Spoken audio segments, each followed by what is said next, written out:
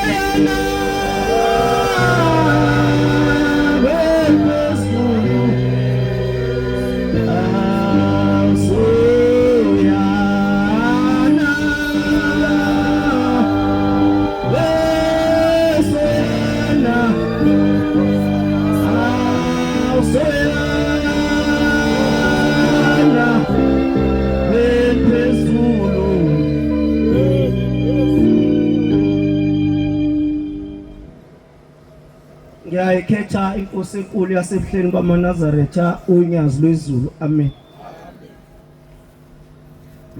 Siyabonga abakhonzi. Sibonga ke umsa uNkulunkulu awehlisele kithi. Okubani ngaleli sabathala namuhla siguqe kunye naManazaretha semphefumulo ihlangene nenyama. Amen. Manazaretha uShembe ubani?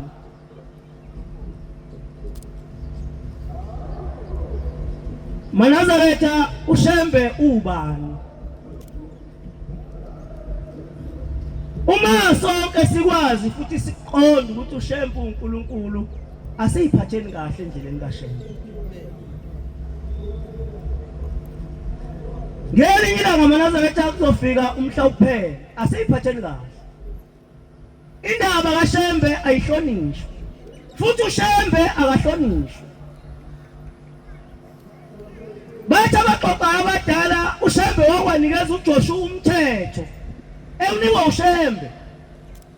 Wamtshela wathi njengoba uMose manje engasekho sekuwena uzothatha udondolo noma ubhobo uholela abantwana ezweni ofika kulo uzofika ungagani ungathandwe intombi yakulelozo. Wazenza uJoshua ngathi indlebe yakhe isokile uyezwa. Wayeseliphula izwi likaShembe. Ithi inkosi yaManazaretha mayisixoxa ngoJoshua ithi into eyadala uJoshua wathi kumele sifakwe enhlabathini bese sithatha umphefumulo wakhe thina boShembe siwubuyisele kuyena ethuleni. Ingoba uJoshua waphula izwi lethu. into eyadala ukuthi uJoshua abuyisela umphefumulo wakhe ethuneni ngoba wenzani waphula izwi likaShembe wayengaphule lami ngawacela mina isibongo ezweni laseBergville bese ngibe mningi la emlazi ethempelini laseThabani kuMshumayeli uMkhize amen. Ayikithembi maNazaretha njengomuntu angafuni ukukhumbula ukuthi ngelinye ilanga uzomiwa phela komzimba wakhe kuthiwa ngingumhambi. Afuna ukuthi namayidlisono asidle nangemfoloko. Abase Roma 7 verse 1. Anazini bazalwane. Anazini makholwa noma maNazaretha. Ngikhuluma nabaziyo umthetho. Ukuthi umuntu ayini obusa umthetho. Umuntu ayiNazaretha uzobusa umthetho. Ngesikhathi sonke sokuphila kwakhe. Uyabona nje mawufula umthetho waleli sonto. Hamba. Mawuzwa nje uthi yakwehlula ngoba vela lo mthetho wathathwa nguwe lapha kuverse 11 emthandazweni weSabatha. Khumbula ukuthi namhla wena akubali uma wakho akubali umkakho akubali ingane kubalwa wena. Umuntu abalwayo la nguwe opha umsisandla ukuthi ngiyikhetha inkosi enkulu yasebuhleni. Mawusuza ukuthi uqalisakulingani hamba. Kodwa ungafuni ukukhuluma intando yakho. Uzofika isikhathi kuthiwa ngingumhambi kuthiwa thuma umqondisi wakho akhanyisa indlela yakho izokhanya usaphambana nezilapha. Yathi indoda enjalo siyifice kuleli sonto esanda ukudlula emhlabeni yakagcina yathi ngifisa ukwazi ukuthi sikhona isikhwakhe esidlula uShembe. Sikhona yini isikhwakha esedlula uShembe? Uyazi la kuthina kunabantu imphefumulo yabo abayothi mabedlula emhlabeni ibuyele phakathi emhlabathini umuntu ayophila nempethu nentuthane ezwa ngenxa yokufuna ukugeja ngabomu. Ukithuka uNkulunkulu asenzele lona elihle kangaka. Kunabantu namhlanje kulokho kanjwe nabo thi ungasali sidlula endaweni ethize siye ekhaya sibantu bambelela ungasali siye ekhaya kodwa yena wona namhlanje la kuleli themba la esontweni akafuni ukushintsha indlela yakhe yokuhamba. Azimisele ekwenzeni intando kaShembe. Ngelinye ilanga uShembe maNazaretha uShembe mdala. Uyabona uShembe mdala ngeke uzumkhohlise. Ngisho ungenza buphi uclever ushumayele uhlabelele kodwa uShembe uyayazi inhliziyo yakhe. uShembe uyabaza ubuqili bakho ungasifihlela kodwa yena ngeke umfihlela. Ngiyakugarantela ngeke uShembe ngeke. Enkosini ilanga kusuka indoda inamadodana amabili. Awakho ayikhona le ndoda inamadodana amabili. Isithi le ndoda ngamadodana ithi bafana bami sezofika isikhathi ngihamba emhlabeni. Kanwani zofika isikhathi ngihamba emhlabeni. Mangifika kwababa nobaba omkhulu ngothi nginishiye nobani. Zahamba lezi insizwa zawuhlangana la ihlangana khona zaseyihlunga sathi lo hayi ngiyamthanda kodwa unemcondo wasala loyo kwathiwa lo ngiyamthanda unefika wasala nefika yakhe kwathiwa lona hayi upashile unamabhubsi wasala namabhubsi wasekuthiwa lona akanafika akanazinyo kodwa unestays wasethatha nalo omunye ngalana wabheka wathi hayi lona uyelo unalo naloku wathi kodwa ikhanda kukhona lutho wamshiya wathi lo muntu hayi uma inyathela lona unyathela ngabantwana kodwa lemlonyeni akabonakala ngaba unkosikazi waleli khaya wasala wathathwa lo onale ngqondo onokuthuma ikhuluma ngenhlonipho zaseyibuyela kuyise lezi insizwa zathi baba sesinabo abantu esifisa basakhelele ekhaya. Kwasekwenziwa usiko lokuthi ahambe kuyocelwa zacelwa lezi ingane zomuntu kwenziwa zonke imfanelo zokukhala zaze zasina lezi ingane zisina kuleli ceke zombili ingane abafana belamana. uShembe mdala uyabona mhla ufika noma ungadlaqobona yesono bese ucasha ngeposition uyabona mhla ufika mdala uShembe.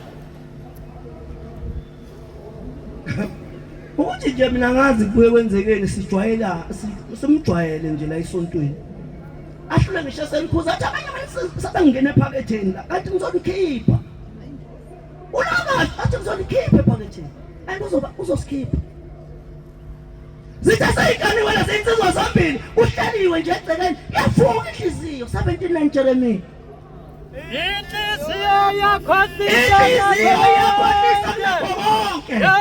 inhliziyo yonakele kakhulu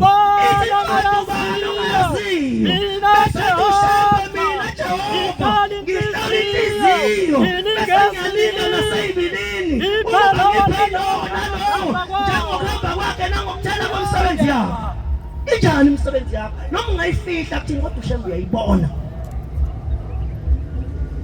ushembe uyayibona izithanda zitoka seyigalile wasuka inhliziyo kulona yamkhohlisa yaqala yabona umkakhe yathi ngangimkhethe kanjani yajikela unkosikazi kamfowabo egcekeni wamtshela ukuthi ngiyakuthanda wathi omunye ungigila umhlolo wathi ngiyakuthanda wathi ungithanda kanjani ngigalile ufuna kuthiwa ngaphume ekhaya ngingayaliwe wathi ngiyakuthanda wathi ngizolithatha lolu daba ngilitshela umfweni ukuthi wena ungiphendula intombi la egcekeni ushembe mdala benza uclever bakho kodwa uze wazi ukuthi umhla ka-18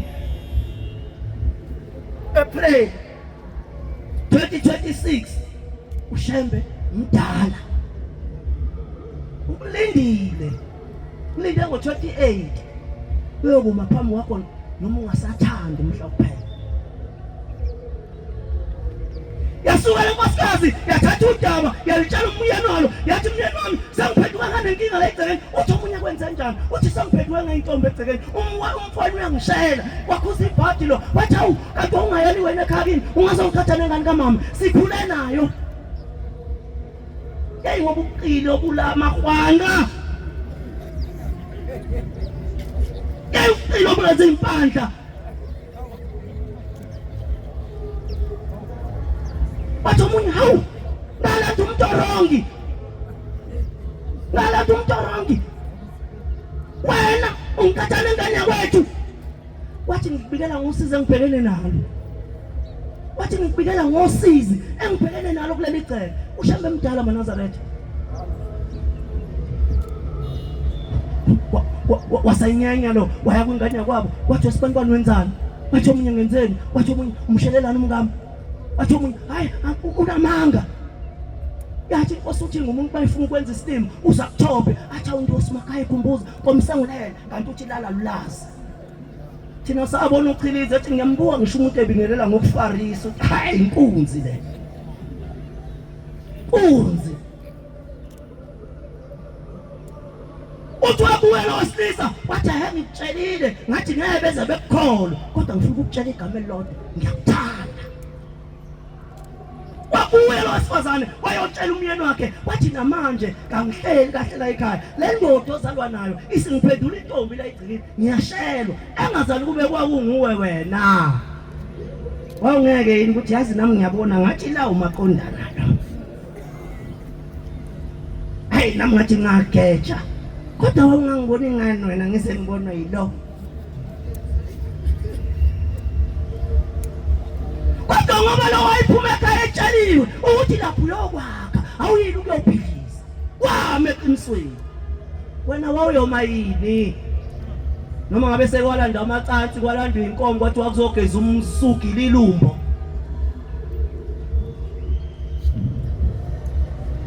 esithi lensizwa uyabona ke sibanibani sengize ngababa ubuqili bakho bokuthi lento unkosikazi wami angitshela yona uyayenza ngiyalithatha lo ndaba manje ngilisa kubaba wayesefuqa phansi omthopha ngejazelo zakubo wathi ngiyavuma kanti kuvuma uKhayina baningi oKhayina la kanti kuvuma uKhayina wathi ngiyavuma ungalithathi lo ndaba ulise kubaba ngicela ungithethelele unkosikazi wakho uqinisile ngiyamshela wayesathi lona ngoba amadoda khona amakholwa wathi kulungile ngane yakwethu ngiyakuthethelela kodwa lento yenzayo ungaphinde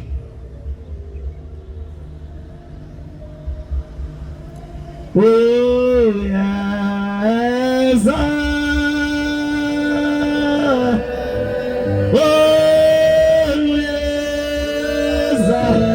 Yes.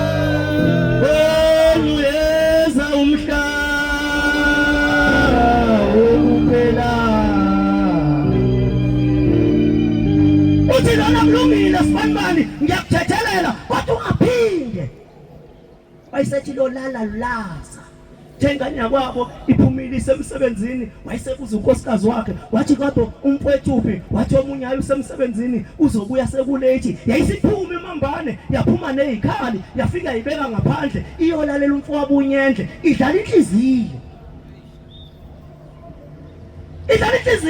noma ungawakhohlisa amaNazaretha kodwa uShembe ngeke awuyena uphethe konke ngeke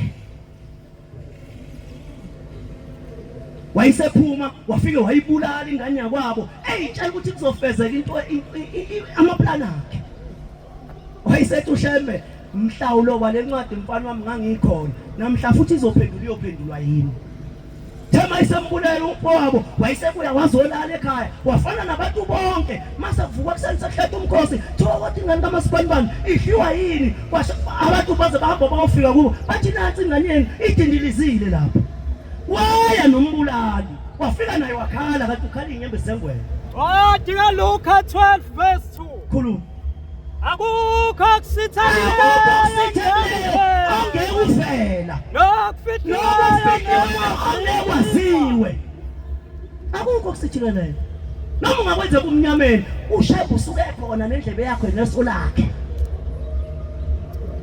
hey ngisho ngenzalo sikhosana ngisho ngaplanani uShembe nendlebe yakhe neso lakhe usuke khona ekubona ekuzwa ngicabanga ukuthi wena mangilele mina ngishipha ngisuza ngifana noShembe uShembe kalala ugada yonke into enzakalayo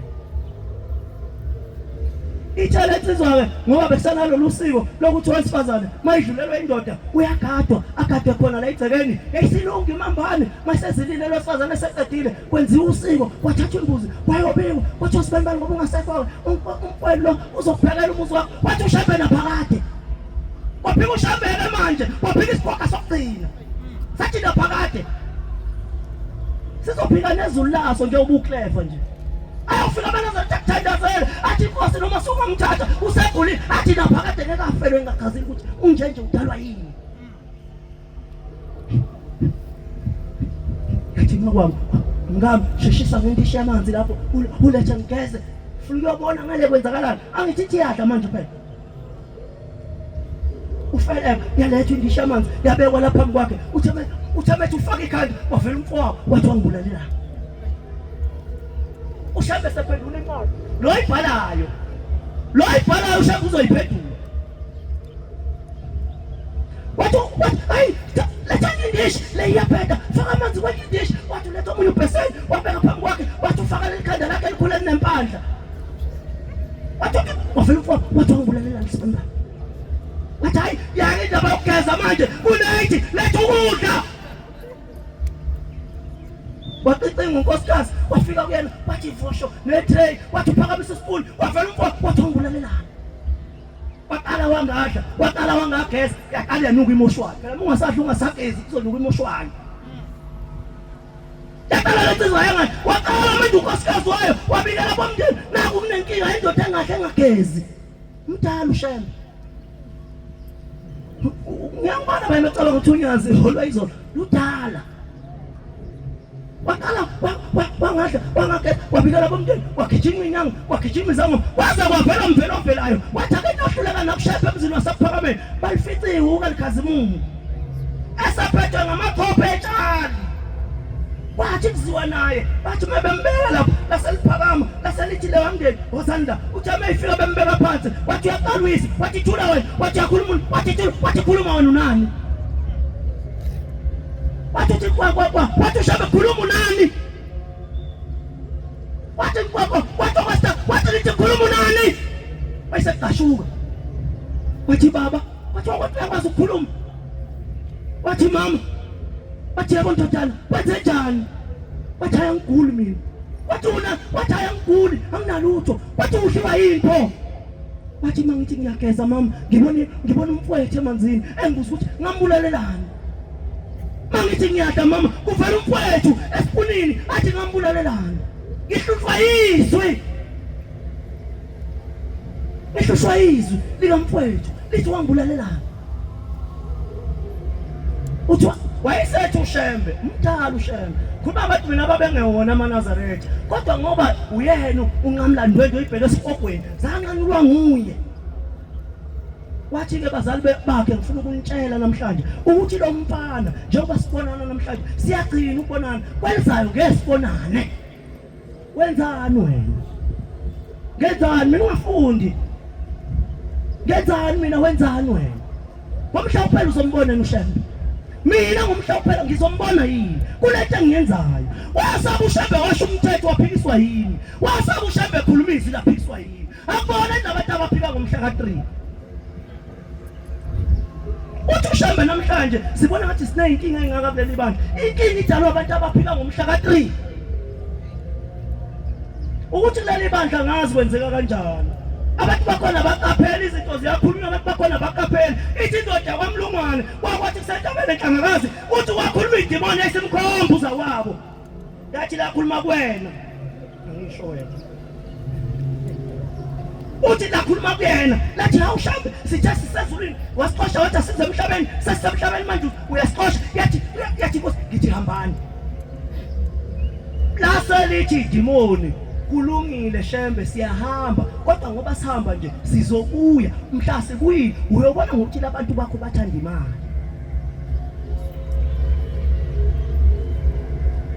Mhla sibuyile uyobona ngokuthi laba bantu bakho bathanda imali kobe sesikhona ngoba uShembe ukhona futhi izinto ayiprofeta nayikhuluma sezikhona bakungani ungasukumi.